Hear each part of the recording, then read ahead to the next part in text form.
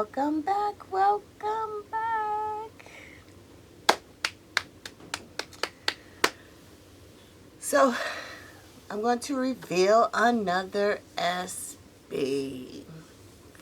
It's kind of crazy, you know. I was hoping that I had received these SBs before I did my collection video. Didn't work out that way, but we'll just keep adding on after. But this is a SB that I also wanted. As if I don't want any of the others. No. I have an extensive list, actually, of SBs that I want in my collection that I missed out on or discovered and found out about later. And I'm slowly plucking at that list. I'm trying to go for the ones that I really, that I really think about a lot, that I really want, and I have a kind of like a passion for it or whatever, instead of just getting the random ones. So like they dropped the Nike SB Gardenia, and I was gonna go ahead and get that shoe at resale.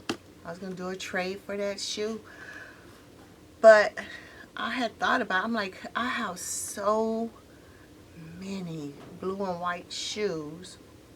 Don't get me wrong, the shoe is nice. It is nice. And it could be because it's new that I didn't have that passion. It wasn't like, oh man, I gotta get it. I really want it. You know what I'm saying? I knew it was coming out. We've seen tons of videos on it, and so, but it didn't. Now that Born to Be Raised, I want that, and those Doritos. Yeah, I want those too. I didn't want these Gardenia ones like I want the Doritos or the Born and Raised. So I kind of backed off of that, So I decided, I found a shoe, and it's one that I wanted, and I was able to do a good deal on it. And I figured I better jump on these because these prices are steadily climbing. They're not coming down, they're steadily climbing. And it's another Rainbow Box SB. And the SB that I got, as you can see, probably by the paper for you more, those sneakers heads, is the StreetHawker. The Nike SB StreetHawker. This kind of is like a what the dunk as well. This is one shoe.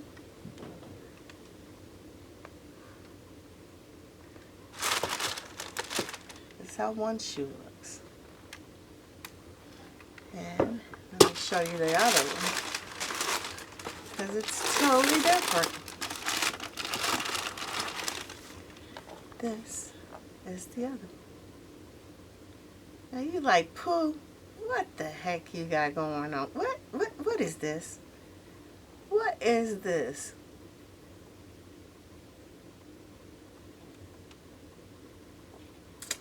Well, let me tell you a little bit about it. Just a little bit.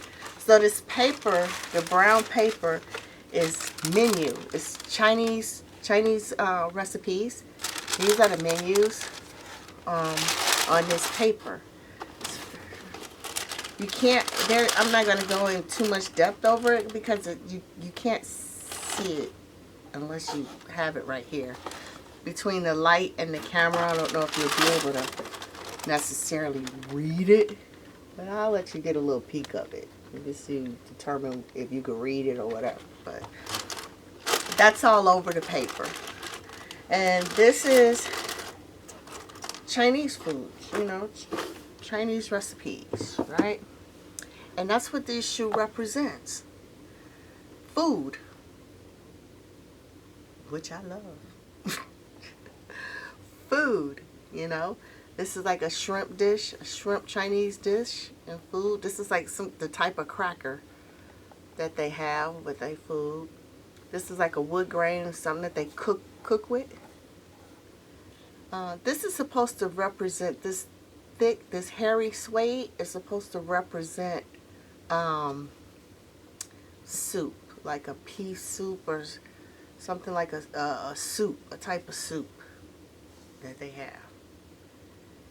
This is money, currency. I don't know how much it is, but it's currency, Chinese currency, you know. So that's what this shoe represents, as food. Different dishes, different customs that, you know, the Chinese have. Now this is what tripped me out for real, because when I got these I was like, wait a minute, what's the heck going on? None of my laces match. None of them. I got 4 different laces. I got one green, one tan, one black, one white. I'm like, wait a minute, what the heck is going on? So you know I was ready to send these shoes back. Well, the laces represent seasoning that they use for their food. So the white lace is the garlic. The black lace is the black pepper, of course. The green lace is like the scallion, I think it is, the little onions. And I forgot what the tan. It's not cumin. I don't think it's not sage. I forgot what the tan, but that's what it represents. It's spices, the seasoning for the food. It's like, how? I mean, creative. I mean, like, again, you have to know the story behind the shoes. The shoes tell a story. There's Chinese writing on the back. It's Chinese writing for the word food. It's on the back of both shoes. I mean, it's pretty cool. Pretty darn cool. Now, I don't remember all the dishes that it represents. I think this is like the wok or the copper pot that they cook with, I think. I mean, it's crazy. It's crazy. Crazy. But I like it. The materials is crazy. Like this toe box, this is like vinyl, like plastic, like vinyl. But then this is ostrich leather. You go from one extreme to the next. This is ostrich. This is leather right here. But this is like plastic, like vinyl. I mean plastic too. Then you got regular leather. But like I said, on these side panels, you got ostrich leather. You go, and this is leather. You know, you go from one extreme to the next. One extreme to the next. The insole's got like a little pattern, like I think it's like the fire when they're cooking. I think, not exactly sure, but I didn't go into details about the shoes. I mean, I didn't like read no book, study or whatever. I just watched a video and listened to them talk about it. I didn't memorize. I didn't take notes. Just listening to what they were telling me was enough that I liked the story, and I was like, yeah, I want those shoes. I want those shoes. But every part of the shoe does represent something. So there is information out there if you guys care to research, care to look, want to know more about it. This feels so funny. This feels so, I mean, it's so hairy and soft. And now this shoe this is canvas. This is canvas. I don't know what kind of material this is. I don't know if this nubuck, what it looks like. I'm going to tell you what it looks like. If you've seen the Jordan Craft 4s that came out, the gray ones, and how they removed the cage and they had that pressed lifted area in the spot where the cage is, that's kind of like what that is. I don't know if that's nubuck suede or what it is, but it's a raised pattern. But it's supposed to represent the crackers that they use.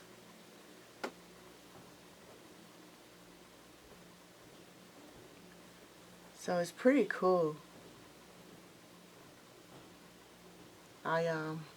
Like I say, I like different, you know, unique. I don't have to worry about going everywhere, seeing the same thing everywhere. This gives me a lot of stuff to wear with it. I got all kind of colors I could wear with this.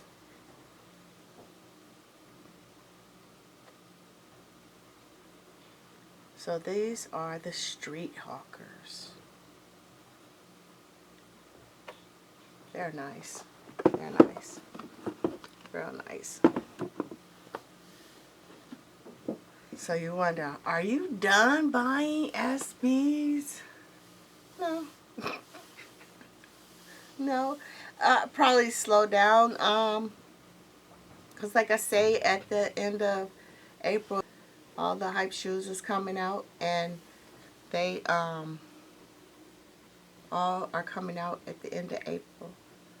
So therefore, I have to pace myself, because like I say, I'm interested in the Jordan 1 pink, washed pink. I'm interested in the Travis Scott's. I'm interested in the Jordan 3 Wizards. And I think that's it. Those three for sure. I know I want. But then when May 4th come, I think the SB Jewel come out. I think that come out May 4th, I think. I don't know. It's so much going on, but hard to keep track of because they keep pushing stuff back, changing dates, and you never know. So I always wait till it get close to the time, so that way I'm pretty sure about what it is that I want to go after.